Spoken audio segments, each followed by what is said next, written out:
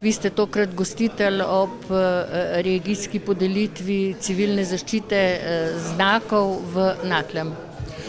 Drži, jaz sem prav vesel in nekako tudi ponosen, da je regijska izpostava civilne zaščite letos izbrala našo občino za gostitelja. Jaz mislim, da je to tudi nekako priznanje naše občini, saj smo v zadnjem letu naredili kar precej tudi na področju civilne zaščite.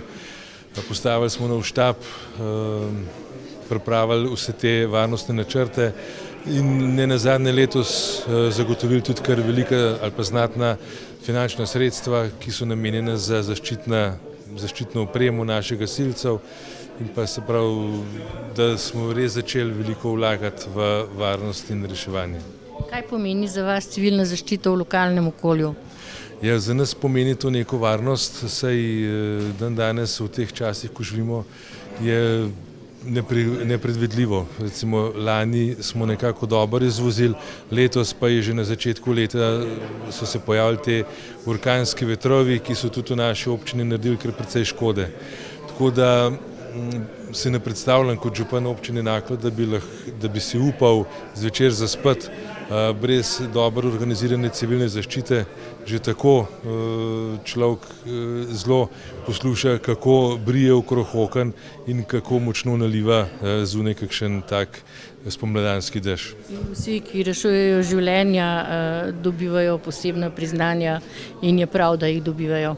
Vsekakor, res mislim, da jih krvavo zaslužijo in verjetno, da je še veliko takih, ki bi prav tako bili upravičeni do teh priznanj, ampak nekako so te števila omejena in mi bomo vsekakor gledali na te ljudi in jih tudi kot občina predlagali za ta zaslužena priznanja.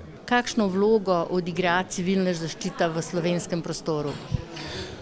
Ja, vsi pripadniki sil za zaščito, reševanje in pomoč, med katero so tudi pripadniki civilne zaščite, prostovoljnih in poklicnih gasilskih enot, gorske reševalne, jamarje, potapljačev, kinologov. Skratka, ta mavrica reševalnih služb odigra izredno veliko vlogo. Namreč iz leta v leto se povečuje število intervencij, iz leta v leto so bolj obremenjeni in tudi porok so varnosti te države in tudi zaupanja ljudi do njih je izredno visoko. Najprej ste posebna priznanja na prireditvi na Brdu podeljevali, tokrat pa tudi na regijski podelitvi Gorenjske.